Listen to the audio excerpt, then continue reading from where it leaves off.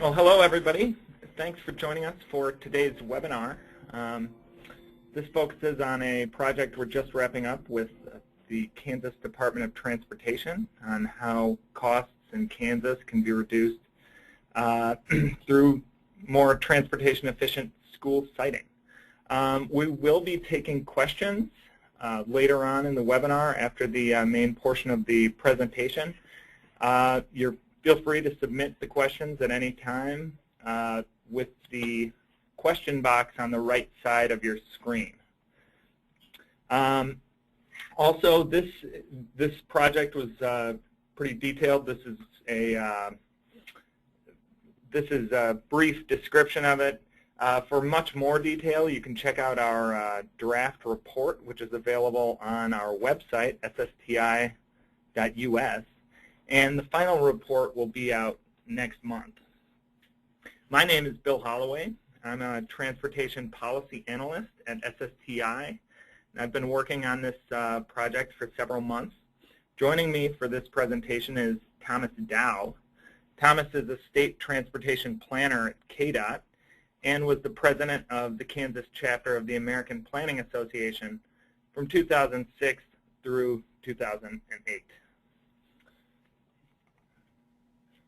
The State Smart Transportation Initiative, SSTI, works in three ways.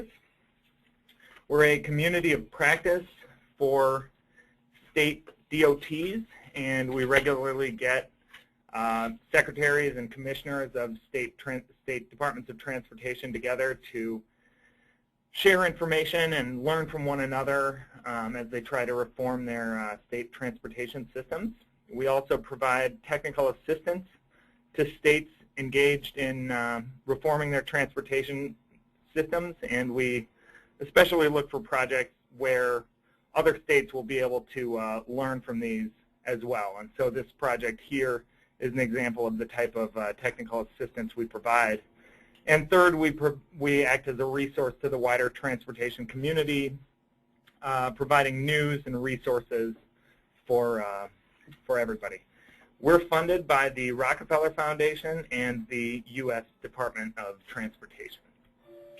And now I'll hand it over to Thomas Dow, who will talk a little bit about the project's background. Okay, thanks, Bill. Good afternoon.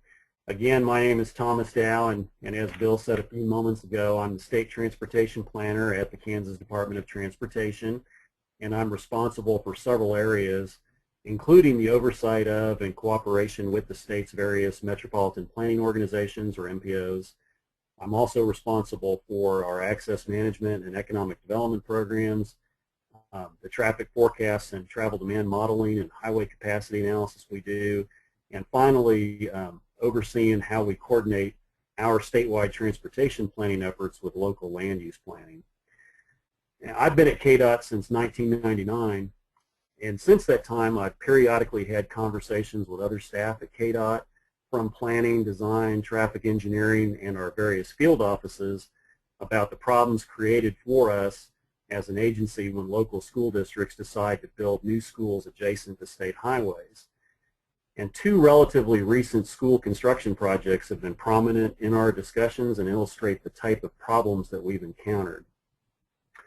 The first one is we have a small town with a population of about 5,000 that is located entirely on the north side of one of our freeways that happens to serve as a commuter corridor linking two of our metropolitan cities, and there's a very high traffic volume on this freeway. And although the town is located entirely on the north side, the local school district decided to build both a new middle school and a new high school on the south side of the freeway. The school district had to issue bonds in order to be able to pay for the construction of the two new schools, but they didn't give any prior thought to how the kids might get to the school, and that created some challenges for kids that wanted to walk or bike to school, having to cross the freeway through an interchange that wasn't designed for pedestrians or bicyclists. But after the schools opened, both the school district and the city have had conversations with KDOT about us retrofitting the interchange to add sidewalks and bike lanes. At one point, they even suggested that we should consider building a separate pedestrian bridge over the freeway as well. And not surprisingly, we really have not been in a position to be able to do these things, at least not at this time, given that we have a set construction program. Another project that comes to mind is we have another small town that also has a population of about 5,000, and it's located along a two-lane rural highway. Most of the town is on the south side of this highway, but they're starting to get a lot of their new residential and commercial growth on the north side of the highway. This particular school district decided to build a new elementary school on the west side of town, just south of the highway, providing primary access to the school from the state highway. And being a rural section of highway, our posted speed limit was 55 miles an hour, and we didn't have any sidewalks or bike lanes along the highway either. And then finally, there are some site visibility concerns as well. And I suspect that we responded to this particular school siting decision in a fashion similar to what a lot of other state DOTs would do. We went ahead and issued the highway access permit.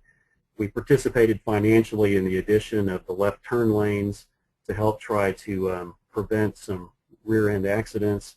The local or county public works department participated financially in that as well.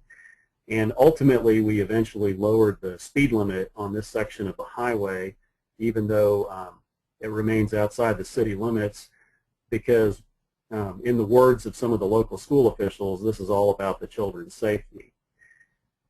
So in essence, our response as an agency has always been, after the local school districts have picked sites for new schools, often after the schools have been built, and typically only once it is too late for us to do anything other than to put a Band-Aid on the resulting problems.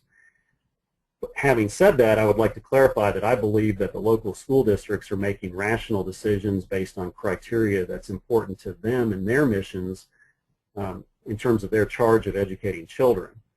So any adverse transportation impacts we find ourselves having to react to are the result of the school officials probably not understanding how their decisions affect other public sector agencies, whether it's KDOT or a city or county government, and broader community development concerns.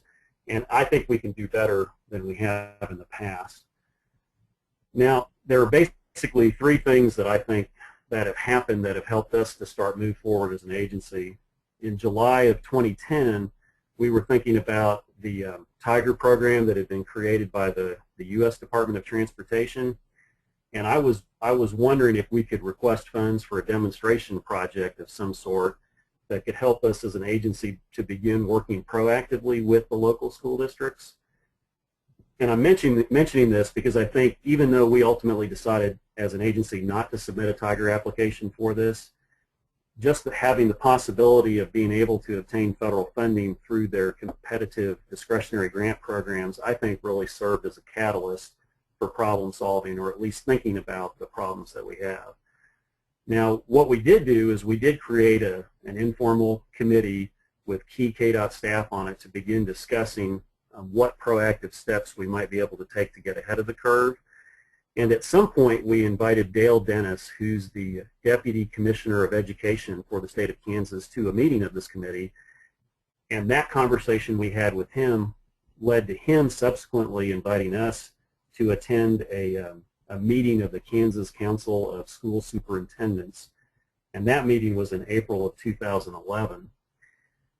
And despite the fact that we were not first on the agenda, we actually followed a state senator who delivered the bad news as to what the budget impacts were going to be for the school districts in terms of the per pupil aid to school districts from the state. Our message was very well received by the school district superintendents that are on this council. And so I really can't overstate the value of having assistance from Commissioner Dennis was to us. He was very supportive of forming an informal partnership between KDOT and the State Department of Education, and that's really provided us with a conduit to begin discussing this topic with local school districts, which is essential because we already have existing relationships with the cities and counties throughout the state, but we don't have existing formal relationships with local school districts around the state. And then also in April of 2011, SSTI was soliciting proposals for technical assistance, and that came at a great time for us because we were still feeling like we didn't have our hands wrapped around the problem, which kind of leads us to the efforts we've been working on with Bill. And so I'd just like to express my appreciation to Bill and to SSTI, because I think that what he's going to talk about next is really going to convey to all of you that we're starting to get our hands wrapped around this problem. And I think the recommendations that are going to come out of this are going to really help shape how we're going to deal with these issues moving forward. So at this point, I'd like to go ahead and turn it back over to Bill. Well, thanks, Thomas, for that background. So a little overview of what I'm going to talk about here. First, we're going to discuss the goals a little bit further, which Thomas has already touched on. Then I'll talk a little bit about the methodology, what we found, and then our recommendations, and then a little bit about the tool we developed to help school districts understand the transportation-related costs of potential sites. So the major goals of this project was, first of all, to understand the transportation-related costs and issues related to school site selection in Kansas. And then we wanted to recommend some policies that would help to reduce these costs. And thirdly, we wanted to develop this cost estimation tool that would help districts and others estimate transportation costs associated with potential sites.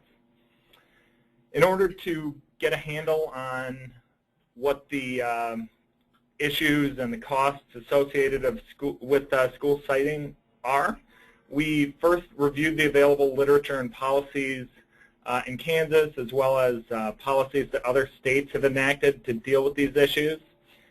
We conducted an online survey early in the process where we got responses from state, local, and school district officials about their experiences, what the transportation issues they're aware of are, and what potential solutions seemed to have promised to them. After that, we conducted about 25 in-depth interviews with national experts, as well as state, local, and school district officials. So what we found, which will be no surprise to many of the Safe Routes to Schools advocates and others who are here on the call with us, is that nowadays we've got fewer larger schools than we had in the past. Just to give you an idea, there were more than 250,000 schools in the U.S. in the 1930s. Today there are less than 100,000, and with the decline in number, the size of schools has quadrupled from about an average of 125 students in 1950 to over 500 today. In addition, we have greater distances between students and their schools. In 1969, about 87% of students lived within 1 mile of their school, and by 2001, this had declined to only 21% of students. And with these changes, there have been changes in travel behavior. In 1969, almost 50% of all students walked or biked to their school. Today, only 8% of students walk or bike. And even among students who live within a mile of school, only 31% walk or bike, while 55% of these students who live within a mile of their school travel to and from school by car. There have been a number of causes for these changes, but predominant among them are Acreage Guidelines that were first set out in the mid-20th century, dictating minimum acreages for different types of schools, the perceived economies of scale of larger schools, the lower density auto-centric development that has been the rule for many new developments that have occurred in the last 50 years, a lack of safe walking and biking routes, fear of crime that might occur to kids on their way to and from school, and then cultural norms that has made driving everywhere a very normal thing. A little more about the Acreage Guidelines. These were first put forward by the Council for Educational Facility Planners International, CEFP, in 1953. You can see these recommended guidelines on your screen. And although CEFP revised its guidelines in 2004 and eliminated minimum acreages, a number of states and many school districts still adhere to these or similar minimum acreage requirements that pushes them to find these very large sites that oftentimes are unavailable anywhere near the center of town or near their students. And so it pushes school districts to find these sites out on the edge of town that are often much less accessible. Next, you've got the economies of scale. And schools have been, and school districts have pushed for larger and larger schools in order to reduce per student costs. Interestingly, though, when measured on a cost per graduate basis, oftentimes these efficiency gains disappeared. According to large-scale studies in New York City and in Nebraska, this is due to the low graduation rates at many of these very large schools. And so then the cost per graduate at these large schools often was equal or higher than at smaller schools. Next, we've got the low-density development and the lack of safe walking and biking routes. This has been a result of suburbanization and widespread car ownership that have led to this low-density development. Once you have these very low-density communities, there are few places for people to walk or bike to nearby. So pedestrian infrastructure becomes a lower priority, and pretty soon you have a lot of communities with no sidewalks or safe biking facilities. And then the fear of crime and cultural norms. This is actually a very big reason in why parents don't let their kids walk to school or don't encourage their kids to walk to school. People are scared their children might be abducted or subjected to other dangers. You've also got hazardous streets, train tracks, and other types of things that parents are worried about. Many parents just feel like driving their kids to school is the right thing to do because of their heavy backpacks, inclement weather. Maybe they want to just spend more time with their children. And one of the most powerful things, I think, is just seeing so many other parents that are driving their kids to school that this just becomes the normal thing. And the costs and impacts of inaccessible schools that kids can't reach by walking or biking, they add to congestion and safety issues. There are a number of community and fiscal impacts.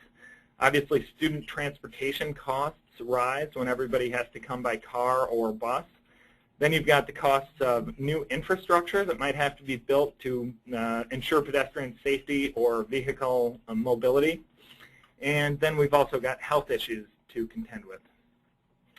So in terms of congestion and safety, when students can't walk or bike to school, more come by car. This increases congestion throughout the community. Researchers have estimated that schools typically generate a 30% increase in the number of cars on the road between 7:15 and 8:15 a.m. in many districts. In addition, this congestion imposes time costs on drivers, reduces safety for walkers and bikers, and then generates the need for new infrastructure and increases fuel consumption and harmful emissions.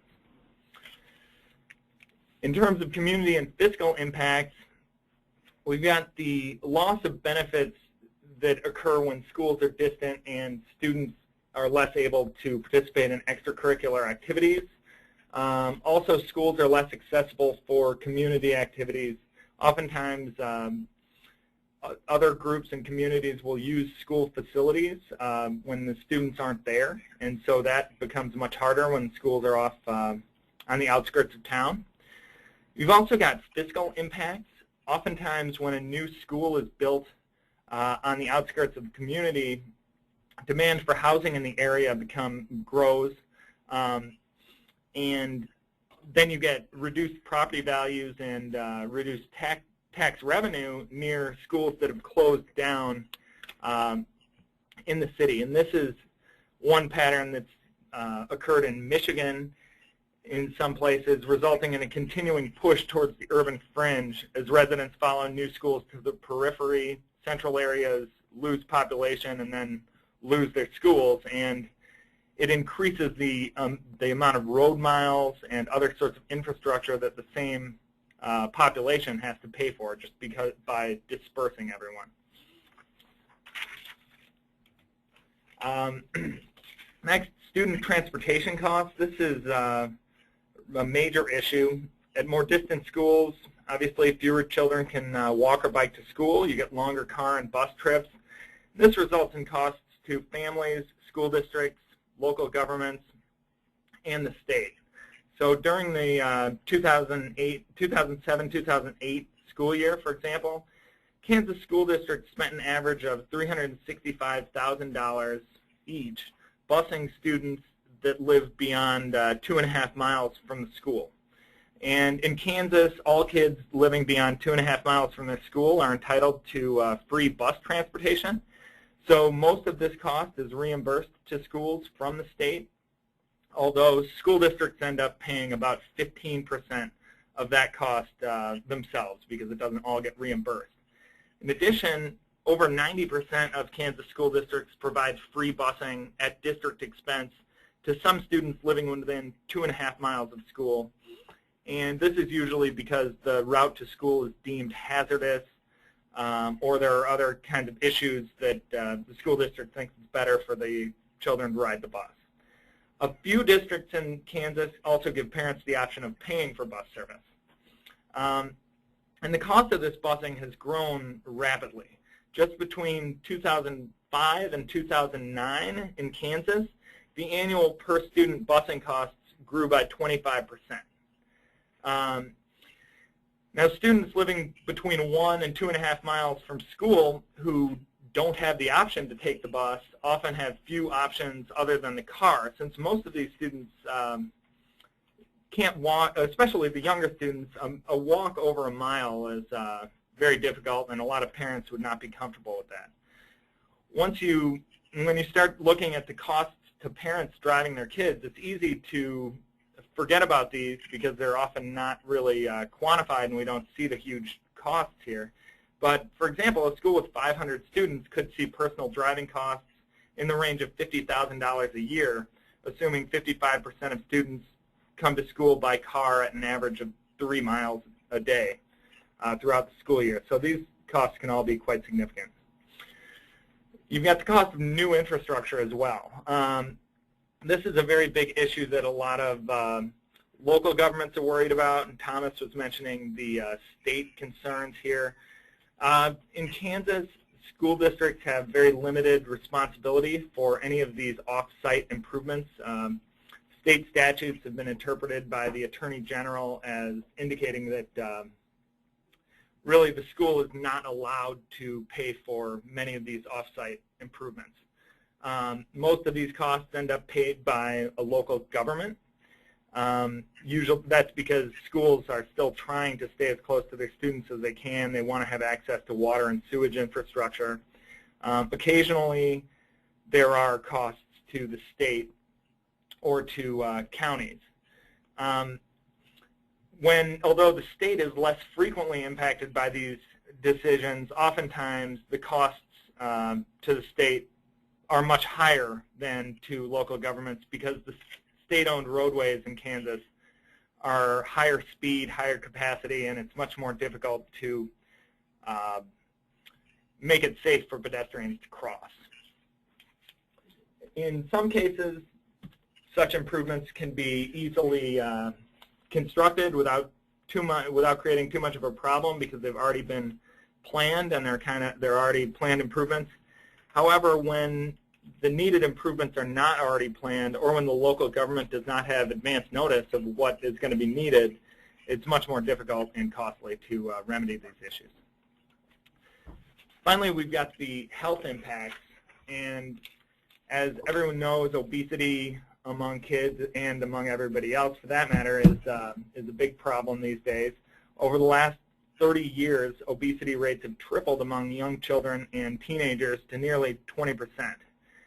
Obese kids are at a greater risk for a number of physical, social, and psychological problems than their peers.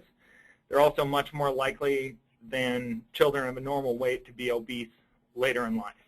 And if they can walk or bike to school, and get that regular activity, that can really help to reduce the risk of obesity, while the sedentary nature of driving increases it. Now, not only does this create problems for these kids physically and socially, you've also got very high costs related to the obesity epidemic. The National Institutes of Health has estimated that the U.S. obesity epidemic results in roughly $150 billion per year in healthcare costs alone. And in 2006, annual per-person healthcare costs for obese people were over $1,400 greater than for people of normal weight. In addition, you've got impacts from emissions. So emissions from cars and buses queued up outside schools or from traffic congestion next to schools. This can exacerbate asthma and generate other emissions-related health problems. So in Kansas, we'll talk, here's a little bit about the school siting process.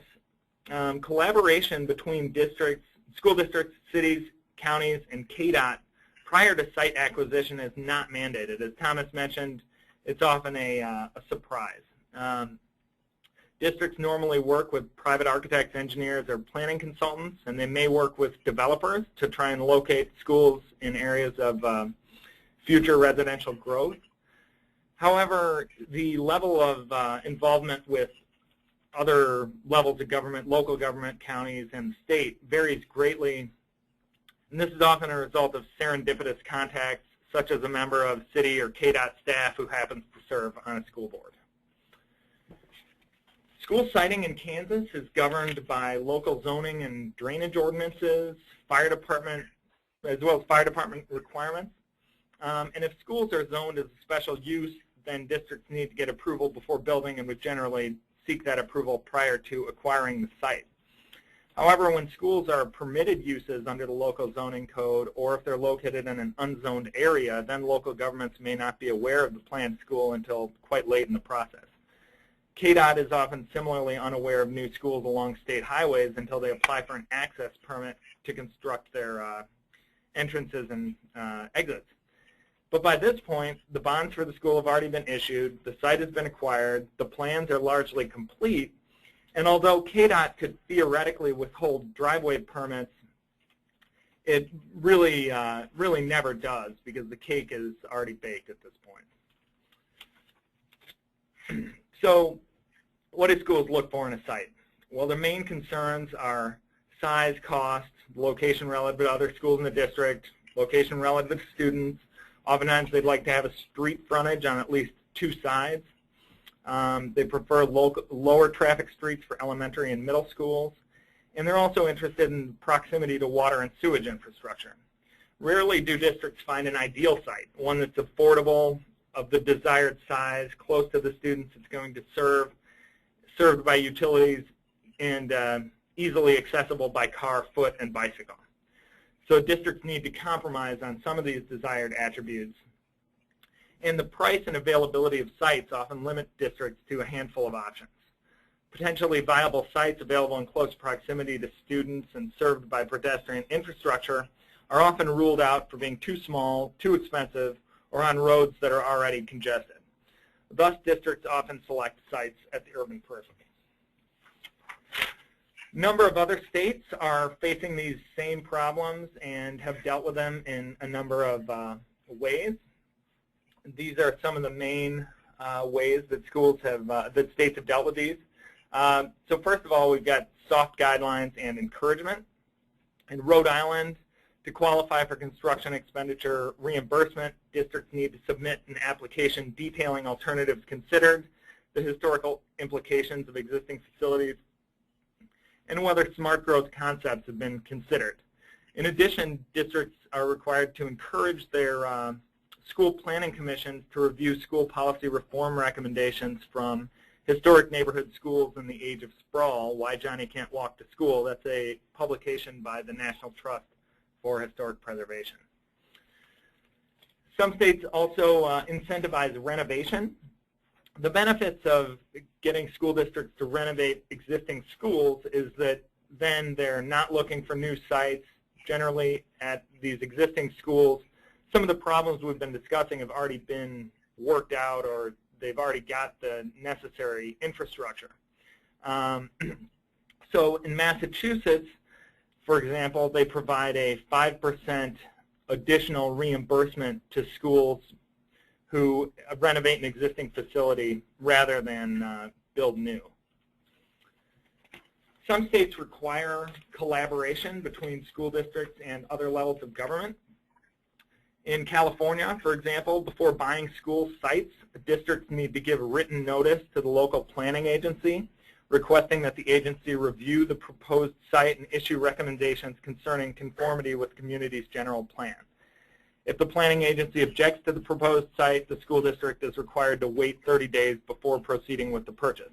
The district can still go ahead and purchase the site, but at least it gives time for everybody to digest the recommendations from the local planning agency and increases the transparency of the process.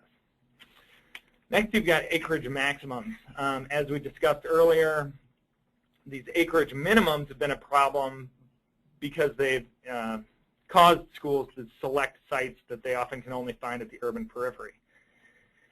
Acreage maximums help to ensure schools aren't going to be taking up too much space. And when schools take up too much space, not only is it limiting their choice of sites, but it's also removing additional property from the property tax rolls, and it's increasing the footprint of the community. So it's increasing the amount of roads and infrastructure everyone needs to pay for, and it's increasing the trip distance for people on different sides of the school. Both Connecticut and Illinois have set maximum school site acreage limits, above which districts are ineligible for reimbursement from the state. Next, you can prohibit school construction on agricultural land. This is one, Pennsylvania prohibits the conversion of prime agricultural land to other uses when feasible alternatives are available. And this is one of the ones that during our survey process and during the interviews, it's pretty clear that most folks don't think this is much of a problem in Kansas, and some had said that, well, if we can't build a school on agricultural land, where are we going to build it? So not quite appropriate, but used in Pennsylvania. You can also require states to pay for off-site improvements.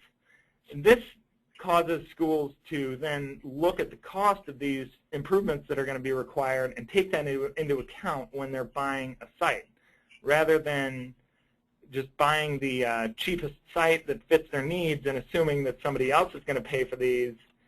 If you require schools to pay for these new improvements that are going to be needed, then you get a full cost accounting, and this can result in more efficient site decisions. In South Carolina, districts are required to notify the South Carolina DOT when they're modifying access to their school or planning a new school.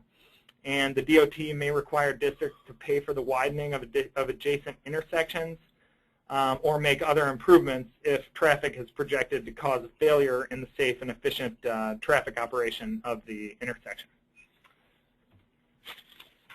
Concurrency with local government plans is another option. In Oregon, any city or county containing a large school district must initiate planning activities with the district and shall include a school facilities plan in its comprehensive local plan. And that comprehensive plan must provide an analysis of the potential school sites that might be required in the next 10-year period. And so this just forces the school districts and the local governments to work together to locate appropriate sites. Site pre-approval is another option. In South Carolina, in order to receive approval from the State Office of School Facilities, districts are required to conduct an on-site inspection of the property with the Office of School Facilities and the South Carolina DOT, and then to provide each agency with a boundary map, site information, and predicted enrollment and other sorts of information so that they can ensure that the site is appropriate. And finally, we've got state funding to complement the existing federally funded Safe Routes to Schools program. While this isn't directly related to the site selection itself, states can reduce transportation costs if they can get more kids to walk or bike to school. In Kansas, the state-funded program funds infrastructure projects, and unlike the federally funded program, this can be used for projects targeting high school students. The federally funded Safe Routes to School program actually only can fund projects targeting kids in kindergarten through 8th grade, so providing funding that can target high school students can also be helpful. In developing our recommendations, we had heard from, based on our research and so forth, we found in Kansas the state does not provide funding for school construction. So this, as I mentioned in some of these examples from other states, they might provide an additional reimbursement to schools for reusing a certain building or for choosing a certain kind of site. Kansas can't do that because the state doesn't provide construction funding. In addition, the state controls less than 10% of total roadway lane miles. So some of the examples I used from South Carolina, that's a little bit different because in South Carolina, the state controls over 60% of all roadway lane miles. So it's different situation in Kansas. In addition, there's a strong preference for local control in Kansas. We heard that from a number of our interviewees. So we came up with a few different recommendations for immediate implementation that we could think could help Kansas to get these costs coming down quickly. In addition, we came up with a few potential future steps that they might want to move on to, depending on how big of a problem this continues to be. So our immediate recommendations are to use existing funding sources to continue to improve schools and facilitate active transportation. Improve coordination between school districts and other levels of government, better coordination and information sharing between state agencies, and we'd like KDOT to orient itself to take a more active role in school site selection. So first of all, leveraging existing funding sources to improve safety and accessibility at existing schools. Kansas currently uses the federally funded Safe Routes to Schools program to improve access and education about walking and biking for students. In addition, the State Historical Preservation Tax Credit Program has helped some schools, some older schools, to get quite a bit of money for maintenance and rehab. Historically significant schools can receive saleable tax credits up to 25% of project expenses to offset the cost of maintenance and rehab. So, for example, Topeka High School receives approximately $100,000 a year for maintenance activities, and Independence Junior High is undertaking a major renovation project and expects to receive $2 million for that. Because schools are tax exempt, they don't actually use these credits themselves, but they can trade them to somebody who does pay taxes and maybe sell them for 90 cents on the dollar or 95 cents on the dollar, get that money back. And as I mentioned before, whenever you can improve these existing schools, you're reducing the need for further expansion and building schools at the urban periphery. And next, we thought it would be great to improve coordination between school districts and other levels of government. If school districts can harmonize their activities with local governments, it really can benefit everyone. One local government interviewee noted that cities may be able to offer publicly owned parcels for a new school site, or rezone parcels to allow for school construction. So in some cases, pieces of land that schools don't even know are available may actually be there, and it could even be better than the ones that they're currently looking at, and certainly make it easier on the local government. Joint use is another opportunity, allowing local government and community members to use school facilities when school is not in session is a simple way to maximize community benefits of school infrastructure. In addition, school districts may be able to recoup some costs by allowing other organizations and government agencies to use school facilities for a fee. And in a best-case scenario, schools and local governments might cooperatively develop park and recreational spaces, libraries, or other facilities. And inclusion of schools in local comprehensive plans, this was actually not mentioned during our interviews. However, by statute, no public facility included in a local comprehensive plan may be constructed without first being submitted and approved by the local planning commission as being in conformity with the plan. So a school district who had, a comprehensive plan which specifically references school buildings and school facilities would force a school district that wanted to build a new school to submit their plan to the local planning commission. The planning commission would have an opportunity to make comments on that. If at that point the planning commission was opposed to the potential site, the school district could still go ahead and build the school, and the local plan would be deemed amended. However, this just increases the transparency of the process and increases communication between school district and the other levels of government that are affected by the decisions. And further, we think coordination and information sharing between state agencies would be very helpful. First of all, convening an ad hoc school siting commission with representatives from the Kansas Department of Transportation, the Department of Health and Environment, the Department of Education, as well as the Kansas Association of Counties and the League of Municipalities, and maybe the State Historical Preservation Office. You get those people together, they could discuss their issues and challenges related to school site selection and try to work out how to improve it. I think that sort of communication would be very valuable. In addition, currently school districts need to seek approval from the Department of Education before issuing a school construction bond if the total amount of outstanding bonds will exceed 14% of the assessed value of the district. But about 2/3 of schools issuing bonds in the state need to get this approval from the Department of Education.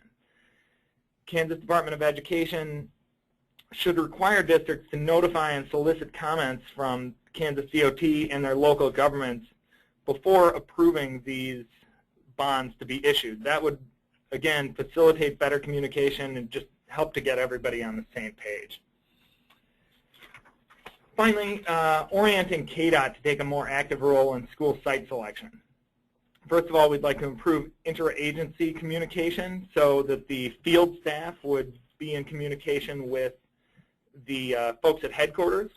Oftentimes, an area engineer or other field staff might hear about a school, but because schools are not built that often, especially in these particular areas, they might not have a lot of experience with that. So if they could tell headquarters, headquarters could then keep its finger on the pulse of school construction throughout the state.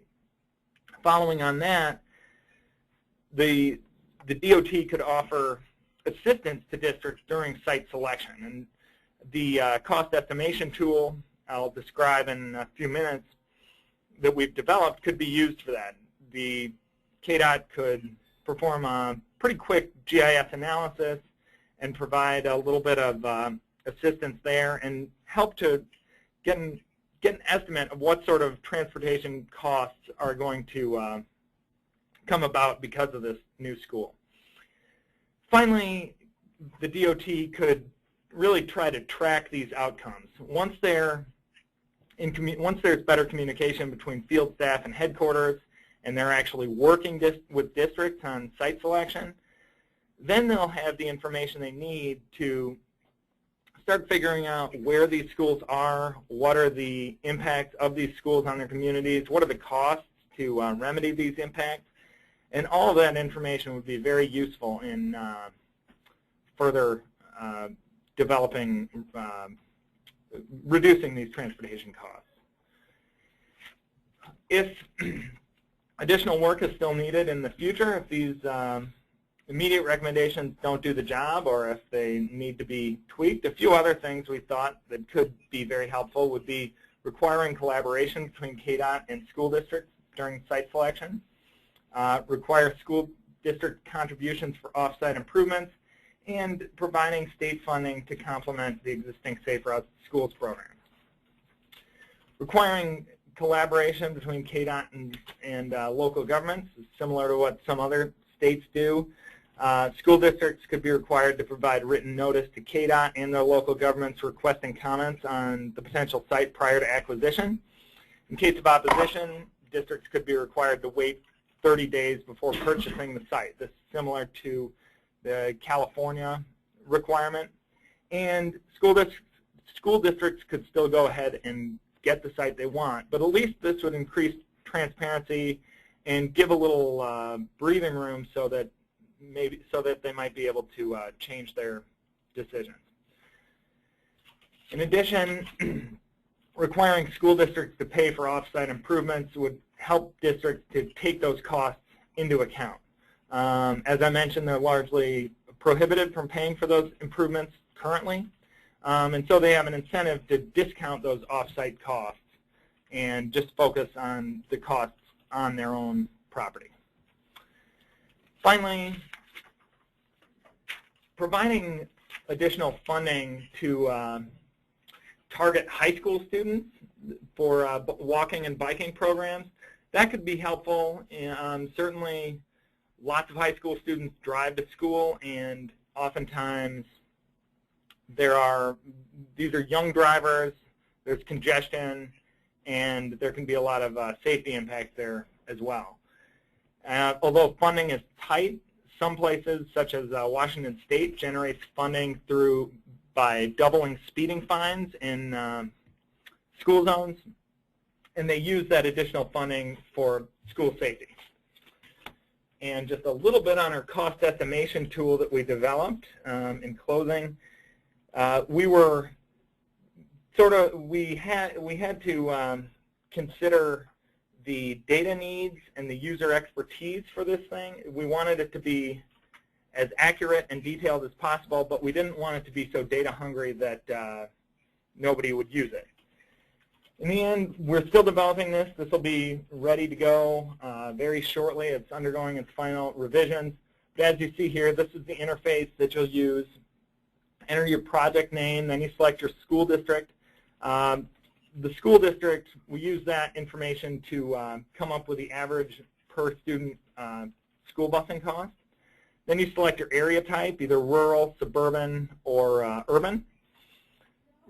Are students allowed to walk or bike to school, and is it feasible to do so? And then whether students are going to be able to receive bus service at district expense, or if parents will be able to pay for it.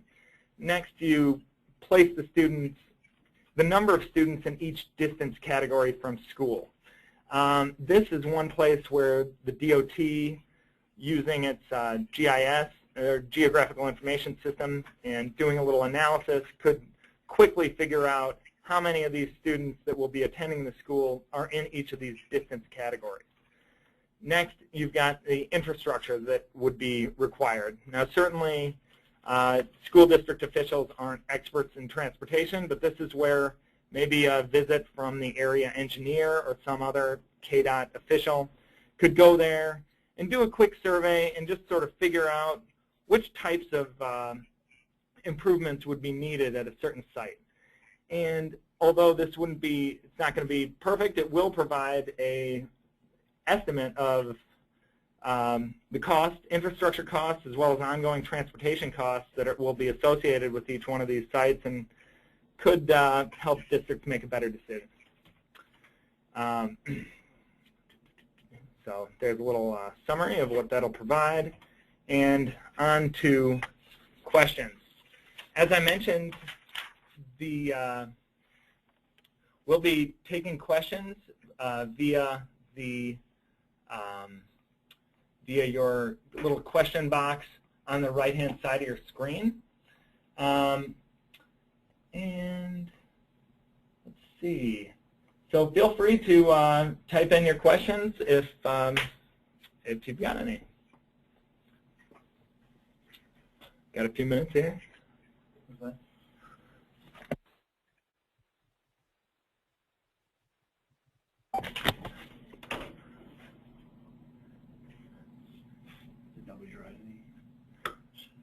So let's see. If anybody has a question, please let me know. What do you think? Thoughts, comments?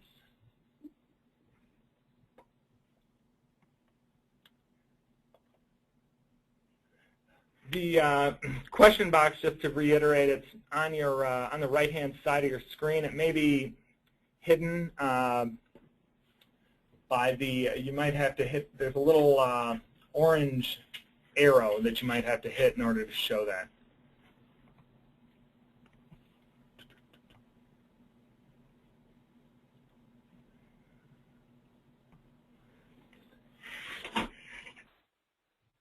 Okay, there.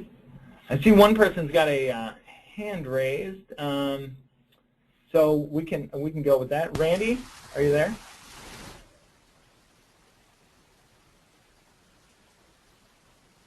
No.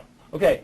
Are there any statewide statistics about the number of school children and staff that walk or bike to school?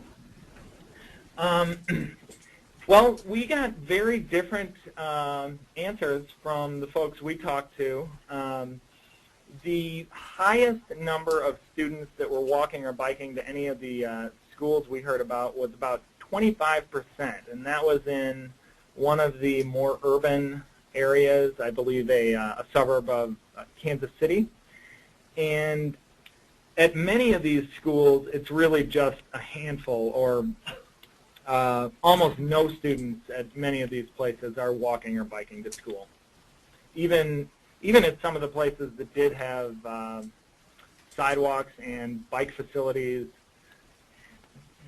the school administrators felt like it might just be the parental attitudes or kids just being opposed to walking and biking. Some of them were a little bit puzzled about it, knowing how many students were actually within a pretty short distance of the school. And as my colleague here, Eric Sundquist, mentioned, the National Highway Transportation Study, the NHTS data, that's what we use on our cost estimation tool, and I believe there it's about 62% of students across the U.S. travel to and from school by car. So walking and biking is pretty minor these days for most kids, unfortunately. Are there any stats on the number of schools that actually prohibit biking and walking? No, I'm not sure how many actually prohibit it. However, when I spoke with folks at the Kansas Department of Education, they did mention that that at many of their schools they felt like it was unsafe for kids to be walking to and from school just because of the lack of sidewalks and the high speeds on highways that the kids would have to be traveling on. And that National Household Travel Survey that we mentioned, that's done about every 7 years or so, and you can find data about student walking and biking there.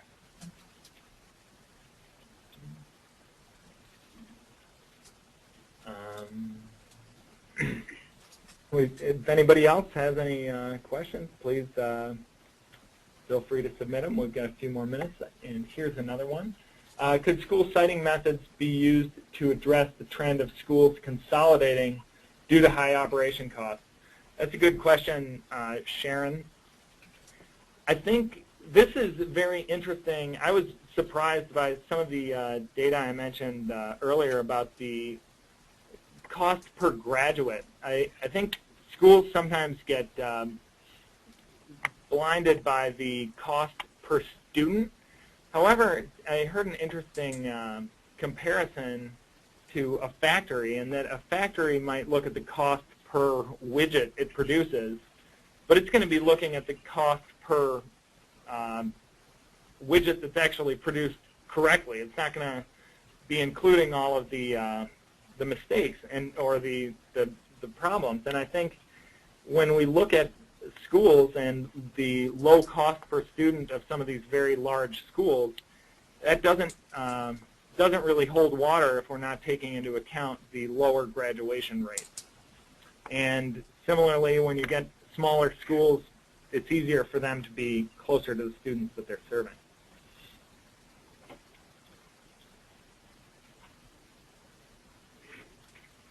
Got time for a few more questions if anybody else has anything to add?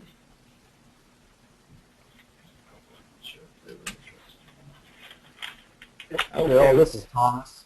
One of the things that I might add too, in our conversations with Dale Dennis at the State Department of Education, we were able to identify how many schools are being built across the state on an average annual basis.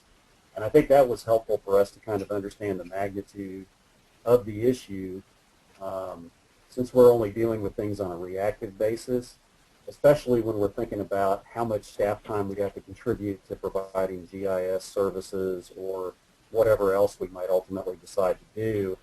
And in our particular case, I think it was typically around 5 new schools are being built in the state every year, which is a lot lower than what I might have guessed.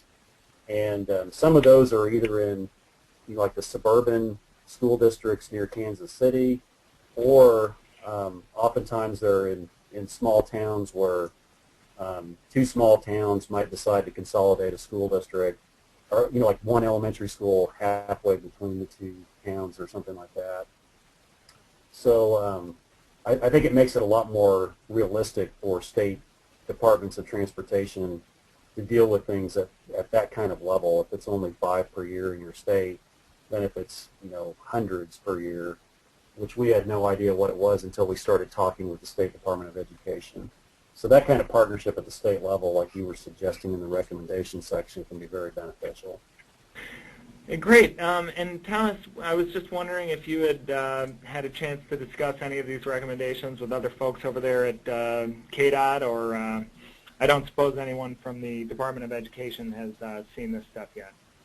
No, not yet. We, David Gers and I, who've been the 2 people at KDOT that have been working with you on this, have still been talking about the draft report and what our next steps might be.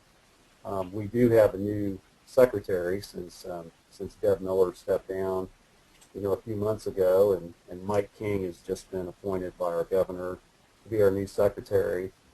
And so we need to have some conversations with our agency's leadership about, when it might be appropriate to bring, this, the recommendations that you guys have compiled for us up to that level.